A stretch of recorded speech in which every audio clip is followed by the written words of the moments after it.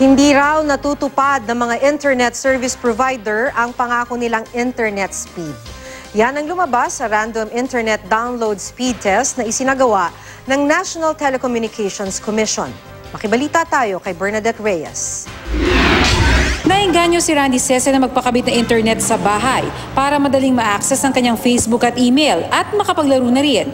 Hanggang 8 Mbps daw ang pangakong speed ng kanyang napiling service provider. Pero di raw sa lahat ng oras, mabilis ang koneksyon. Siyempre nakakainis, parang kailangan mo tapos hindi mo magamit ng tamang binabayaran mo naman sila.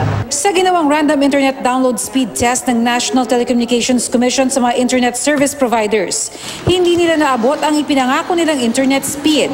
Nakakuha ang Globe ng 82.44%, 74.73% sa PLDT, 63.60% sa Sky Broadband, at 59.17% sa Bayantel. Plan mo is 3 Mbps. So pag sinukat namin at nakuha average 80%, so ibig sabihin hindi 3 Mbps na nakukuha niya, kundi 2.4 Mbps lang. Tinest din ng NTC ang jitter, packet loss at latency ng mga provider na nagre-resulta sa pagkawala o delay sa pagtanggap ng data. Mas mababa ang mga numero, mas magandang serbisyo. Ginawa ang test mula February 15 hanggang March 10 ngayong taon. Kabilang sa mga lugar na tinest ang Quezon City, Makati, Mandaluyong, Marikina at Pasig.